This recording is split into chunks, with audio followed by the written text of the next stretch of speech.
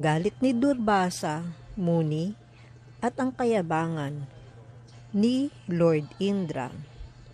Minsan, naglalakbay sa mundo si Sage Durbasa. Sa kanyang paglalakbay, dumating siya sa isang nayon.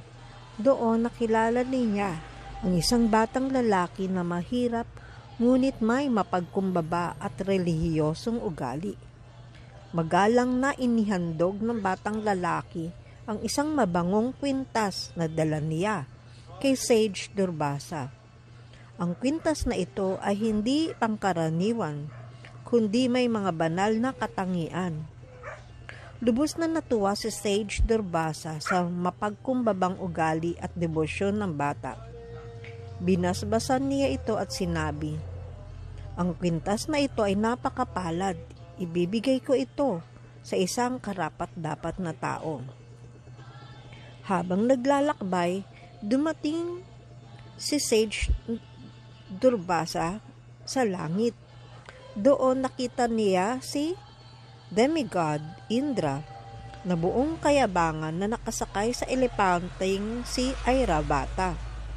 Naisip ni Sage Durbasa na si Indra ang hari ng mga demigods, kaya't nararapat lamang na ibigay sa kanya ang kwintas.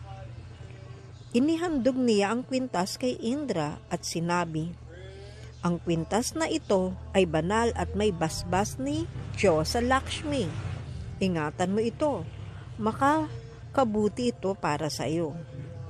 Sa mga sandaling iyon, si Indra ay puno ng kayabangan dahil sa kanyang kapangyarihan at kaluwalhatian. Hindi niya sineryoso ang banal na regalong ibinigay ni Sage Durbasa. Isinabit niya ang kwintas sa leeg ng kanyang elepanteng si Airavata.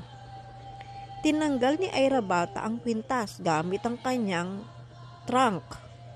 Itinapon ito sa lupa at niyurakan o inapakan. Lubos na nagalit si Sage Durbasa sa ginawang ito. Itinuring niyang itong hindi lamang insulto sa kwintas, kundi pati na rin sa basbas na natanggap niya kay Diyosa Lakshmi. Sa galit, isinumpa ni Sage Durbasa si Indra, "O Indra, dahil sa iyong kayabangan at kawalang galang, iiwang ka ni Diyosa Lakshmi. Mawawala sa iyo ang iyong kayamanan, kapangyarihan at karangyaan. Ang langit ay mapapasailalim sa kontrol ng mga demonyo." Kaagad na nagkabisa ang sumpa ni Sage Durbasa. Iniwan ni Diyosa Lakshmi ang langit at nawala ang karangyaan nito. Nawala ng kapangyarihan ng mga demigods at sinakop ng mga demonyo ang langit. Napilitan si Indra at ang iba pang mga demigods na iwan ng langit at magpalaboy-laboy. Sa takot, lumapit si Indra at ang mga demigods kay Panginoong Vishnu at humingi ng tulong. Ipinaliwanag ni Panginoong Vishnu na ang lahat ng ito ay resulta ng kanilang kayabangan. Upang mapasaya uli si Diyosa Lakshmi at maibalik ang karangyaan, kailangang paghaluin ang karagatan. Sama-samang ginawa ng mga demigods at mga demonyo ang pagpapaikot o pag-alog sa karagatan.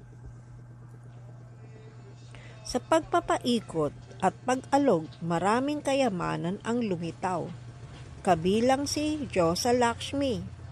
Pinili ni Diyosa Lakshmi si Panginoong Vishnu bilang kanyang asawa at bumalik sa langit.